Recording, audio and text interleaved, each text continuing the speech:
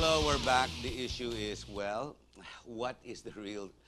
Where do we stand when it comes to the... Alam niyo po, we have about 50 days or 56 days till the elections, and we're all in the dark, and all we're being told is Sixto Brillantes keeps saying, repeating and repeating, the COMELEC is well in order and they're ready for the elections. Are they really? We're going to go into the brass tacks. We're going to go down into some specific issues, technical po, and to find out if they really are ready. With us, we have former Commissioner Gus Lagman. Gus, is the COMELEC ready? Mainit itong sinasabi ni Toti, but he has basis. I don't think so. They're not ready. I mean, if we take a look at the law... Puputok ang COMELEC, puputok ang eleksyon. Hindi, ito ang problema eh. Baka wala tayong mapansin. Na naman, parang 2010. Para wala tayong mapansin, but the results are questionable. You know, I'm more worried about that kaysa yung may mga lumabas na glitches o kwan, no? Because those, we know that there's something wrong. What if it runs, but we don't know whether... Tahimik, everybody quiet. Yeah, but we don't know whether the results are accurate or not. Okay. Let's go to the main issues. I've discussed this with Rene Azurin and Lito. Yung source codes. Tama, tingin mo he can do it without Dominion? Can the COMELEC do it and Smartmatic do it without the software licensed by Dominion, who really owns it? Yeah. You cannot because you're not licensed to even touch it. Bakit sinasabi niya, we bought it 1 month before that fight? Di ba sinasabi niya, no, atin yan. And then there's also another statement, kaya natin bilhin yan. But nasupalpal siya doon eh. Bumalik, sabi ni Dominion, no. Hindi lang yun. You don't buy to own. You only buy a license to use. License to use. That's all. Just like when you use Windows, for example, on your PC. Yes, you correct. don't own Windows. No, you don't. You're only License allowed to use it. Authorized for use. Exactly. Can we do it, as he's saying now, openly, na hindi kailangan ng source code? Well, the problem is, and that's the reason why it's in the law. I was in the technical working group that helped the Make Senate. that law. The Senate helped the Senate craft the law. No. Okay. And the reason I didn't realize that. Yeah. The reason is there is because in an automated election, we don't see how the votes were counted. So we cannot trust it. But at least show us the code so that we know that there are no malicious software inside that program. So, tantamount to breaking the law is what the COMELEC is doing. Kung wala source code.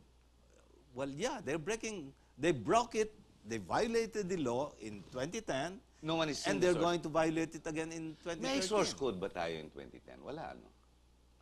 Now Hard to we're say. doubting that because Yes, they're I know. supposed to have put that in escrow in the at central bank. the central bank, no? But nobody knows what's inside it. Not only that, the case that Smartmatic filed against Dominion, they're saying, hey, Dominion, you did not put in escrow the source code in Iron in other Mountain. Words, if you didn't give it to us, how could we give it to the Philippine government? Exactly. So Ayun, that's so what I'm wala. saying. That one of the You reasons... mean it's possible that Noy Noy didn't win and ERAP won? No. I'm only pulling your leg. No. Okay. And But I've said this many times. There's reason in this madness. Sige. I've said this many times. Noy Noy did not win because PICOS worked. PICOS looked like it worked because Pinoy won by a landslide victory. Nice way to Much put it. like- Popular kasi eh. Much like ERAP. I mean, 5 million, Popular. Yeah, I mean, Pero that's kung hindi why siya popular, delikado yun. if the fight were close, I don't think he would have won. Even if he supposedly won by, let's say, a few 100,000, that That can turn. That could have been, yeah. How about the CF cards? I remember a week before 2010 elections, nagkagulo sila. They had to import some 87,000.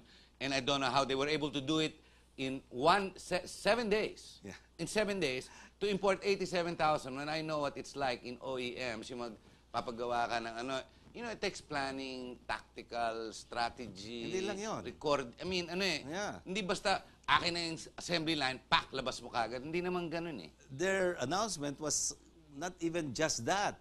They said that they recalled They the record CF cards, and then sent it back. rewrote the correct code into the CF cards, which means that they're not warm, by the way. Ako nga. Ah, because, oh nga, no, that's right, because you rewrote it. Yeah, because you wrote on it again. Dapat write once, read many. Exactly. So that's proof that Hindi worm. they Oh, don't that's have the proof. worm feature. So for that to happen 1 week before elections, you know, this is a, you know, a big fiasco. If that were a private sector project, the managers would be terminated. Bakit hindi kinakaso ang COMELEC? Sa daming obvious na palpak. Na lumalabas naman talaga, nasulat mo. Ang daming kasulatan umiikot. Ah, ang dami. Bakit walang kumakaso sa kanila? Meron naman. We brought them to the, well, not I specifically, but there were Ice Watch, Senpeg, Philippine Computer Kinaso na ba Society. nila? Yes, but unfortunately, Natatalo sa the Supreme. Yeah, the Supreme Court Court. would always side with COMELEC. Naku, For- ano kaya ito? Conspiracy? I don't know. I don't know. I cannot answer that. So, okay, then we had the mock elections, which failed utterly based on the analysis. The watchdogs are saying it failed miserably, while the other side, together with PPCRV, no, it's done very well. Of course, some glitches here and there, and okay na yan. You agree it was a mess, the mock election? Yes, but let me tell you about a bigger sin that they committed. There was mock elections in Congress, Yes. July 24 to 25, 2012. Last year, July. They had mock elections. They used 1,000 ballots. Matagal na pala yun, ha? July, Yung 9 sa, months sa ago, Congress. sa Yung sa Congress. They used 1,000 ballots, and they used some 197 supposed candidates, okay, with 4 positions, ganyan, no? So mock elections.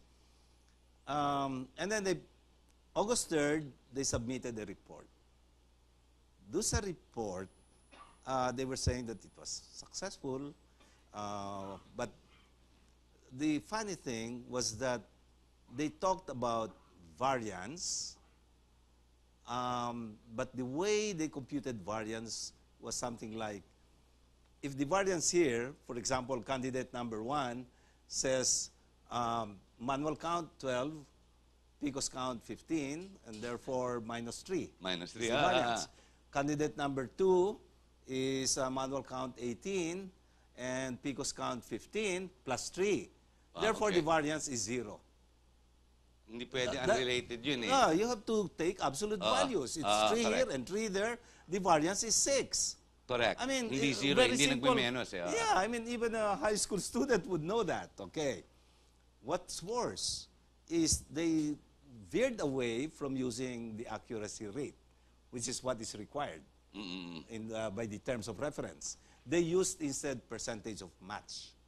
Okay. And they came up, they used they invented a mathematical formula to arrive at percentage of match.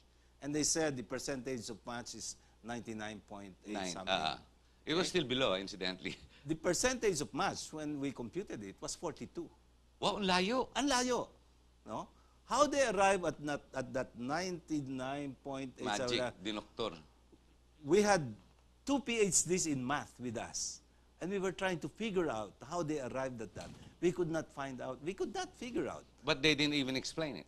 No, they could not explain it. And I heard on TV, Cesar Flores saying, well, you know, in Smartmatic, we're not mathematicians. You don't need to be. Yes, you don't need to be. A high school student would know that there's something wrong with what you did. They invented.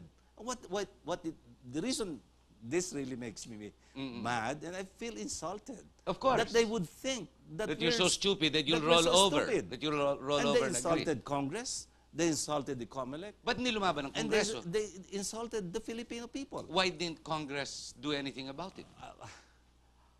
I'd like to ask them that same question. Si But there's Barzaga, everybody, si chairman sa Barzaga. COCA. Congress, COMELEC, they're both fixated on Smartmatic. Okay. So what Yeah. does somebody like me do? What else can we do? We've written about it. We've talked about it. Let's go to your personal issue.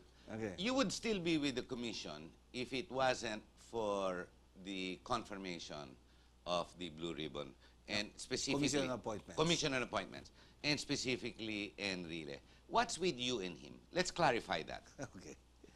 Uh, when my friend in Malacanang explained to me, he said that they heard, and somebody from Congress called them and said, hey, we heard that the Senate President, who is Enrile, who is the chairman of the Commission on Appointments, was going to reject me.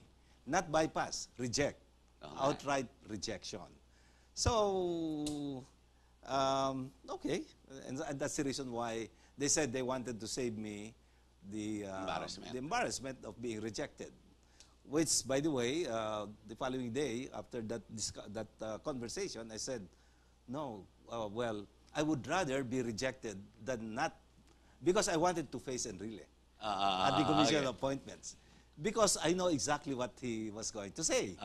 In fact, I wrote we were in a Senate committee hearing, and Enrile said, oh, you know, I was cheated in 1987, etc., etc. Nampral ka pa eh. And we were right in front of each other. I said, I think you might be referring to our quick count in Namfrel in 1987. So I asked the chairman, Coco Pimentel, Senator Pimentel, may I explain that in an official letter, which I will submit to this committee? And Senator Pimentel said yes. So the following week, I wrote the whole explanation to that, okay? And I said, because the accusation was that Namfrel added 2 million votes per Cory candidate. 24 candidates. Ayun ba yun? Accusation, 2 million each? To have added 2 million each. No? Is that even possible? Yeah. But sige. They accused Namfrel of that in 1987, and they were on TV. Homobono Odasa showed on TV the supposed program that we used, the source code that we used, and it showed adding 10,000 votes per Cory candidate per district. So times 200 districts, that's 2 million votes. Okay. Now, I said, how can that be? 2 million votes? Sabi ko, bubukol ho yan. Hindi ho matatago yan. Number two, why look at us? Why not COMELEC? We're unofficial. They're official. So why don't you run after the COMELEC? And Manila is, well, we were parang Conchaba. Okay, Conchaba. The chairman of the COMELEC then was Ramon Felipe. Okay. One of the commissioners was Heidi Yorak. Nako. No, the former Heidi Yorak. Conchaba, that's an impossibility. May Heidi that's an there, impossibility. No? So I said many other things why it's impossible. But in 1987, I posed a challenge to them. Grand Alliance for Democracy. Okay, remember? yes. I said, it's easy to prove or disprove. No? We've already published our results, so we can't change that anymore. Of course. Our input is still intact. We have our version of the program.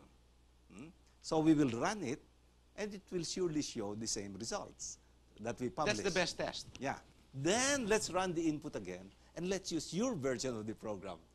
Siguro pareho lalabas. So I'm sure it will show 2 million votes more, which means that they changed. They modified our program. So sila yung, and yet you were blamed for this. Either the one who stole a copy of our program made the modification, or they made the modification. In fairness, I don't know. And really refuses to accept your explanation. It's become personal. Yeah.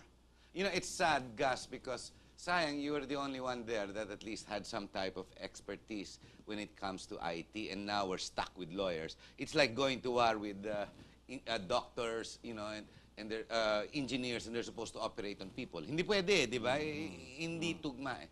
Gus, where are we, and what's going to happen? What is the volatility, and what can we do? I have a stake in it. I'm running, for example. Yeah. Okay. So I care. I want to know. Manalo matalo, that's acceptable. Pero maganda sana yung fair. Kung anong lumabas doon, kung talagang dadalawa lang bumoto sa akin, or talagang 100,000, di ba? What can we do? Mga nanonood, mga viewers natin, ano kaya pwede nating gawin na ganito nga nangyayari, na nababaldado tayo ng mga malalakas, mga authority. Obviously, in this case, the people is not the boss, no? Sila yung boss. I don't know why these appointees, ni walang mandato, and they act as if they have a mandate like Noy Noy, no? But baliktad, sila ang boss, tayo ang lila. Baliktad eh. But, okay, what can we do? What should we do in your mind? Nakikita mo, bulilyaso. There's something very wrong. At this point, where it's still iffy in the sense that, number one, there's still the fight between Smartmatic and Dominion. That will not clear anytime soon. You and I well know. Well, I don't know. But at this point, where we're less than 60 days away, Yes. I would go to the contingency plan, Which is which they claim they have. yung manual. Manual at the precinct level. But go ahead with the electronic transmission, meaning encode the election returns, and then automated from there. canvassing. And it's not true. Again, what they say, COMELEC says, some congressmen say that, wow, if we go back to manual, then we'll have dagdag bawas again. It's not true. Yeah, I know. Whether they understand that or not, dagdag bawas Obviously, hindi. happens in canvassing. No, it's in Not canvassing. at the precinct Not at the precinct level. level. Kasi kitang-kita mo eh, andudong ka eh. Oh. Pwede mo bantayan yun eh. Not only that, you know, the numbers there are very small. Correct. In the past, only 200 in a precinct. Maliit nga naman. Ano? You know, you go it's to the the... clustering, it's of all. It's at the canvassing. It's the canvassing level. Yung maramihan pag pumapasok. Thousands, tens of thousands. You just make one little change in the high order digit and you might have added 10 or 15,000 already. Can the people stop the seeming conspiracy, if not stupidity, of the forcefulness or stubbornness of the COMELEC at this point? Is there any, you think there is Yes, any the merit? people can, if there are big numbers. But Walang critical mass. that's not easy, yeah. It's Totoo not kaya easy yung to- sinasabi nila, and it was Escudero who came out with it or confirmed it, that yes, umiikot. Kasi I was offered to. I was offered 4.2 million. Hari, ikot, Also? ikot. Yes, I was offered. Yung 4.2 million, naging 3.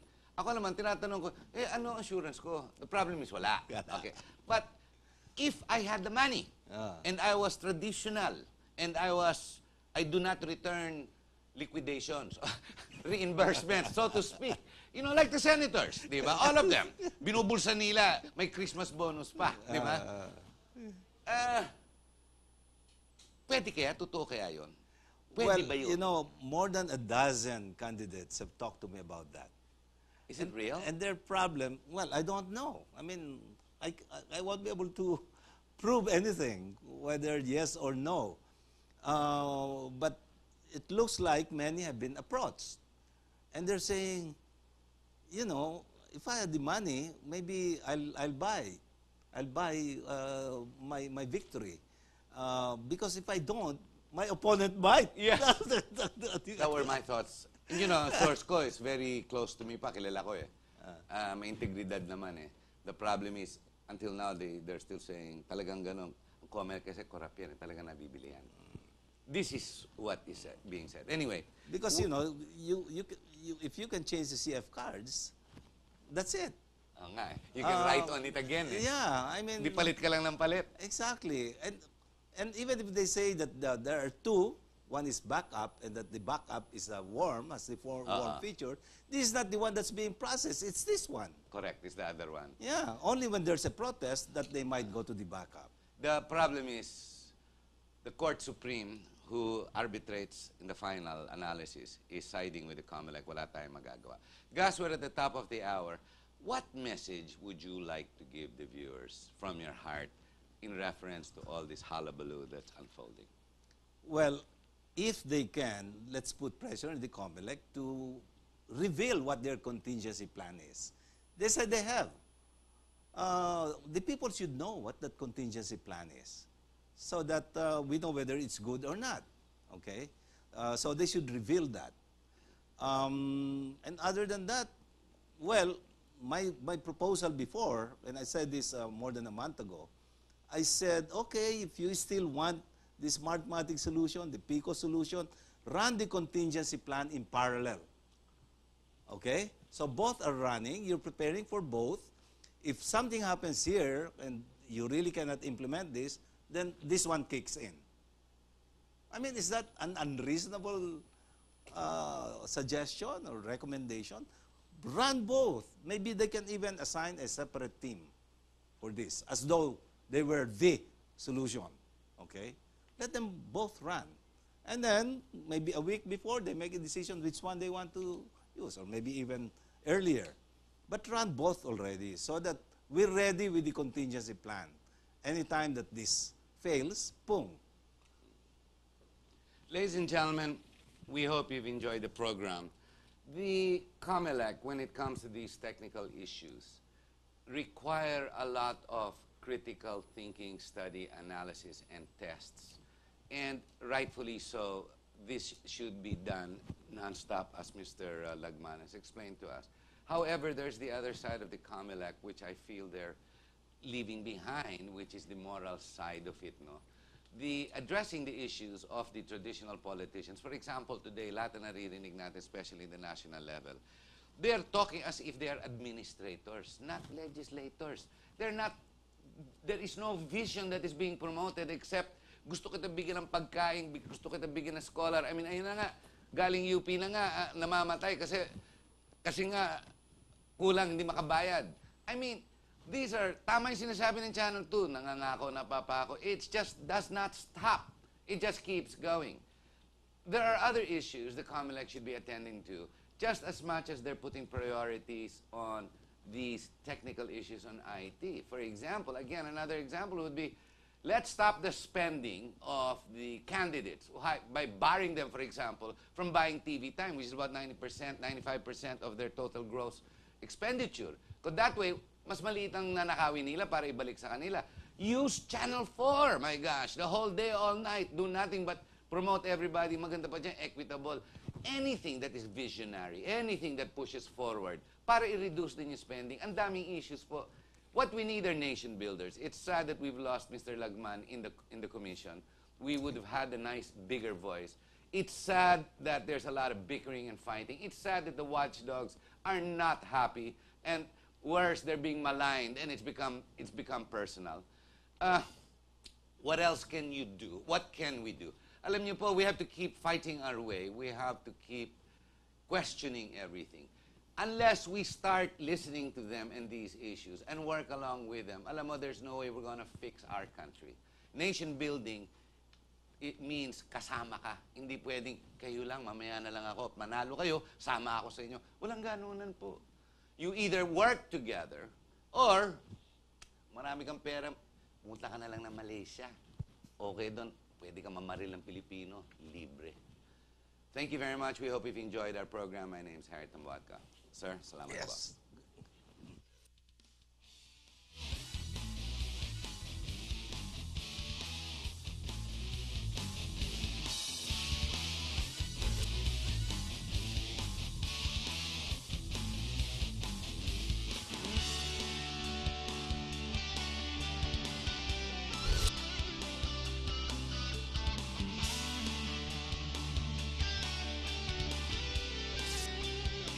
You are what you watch.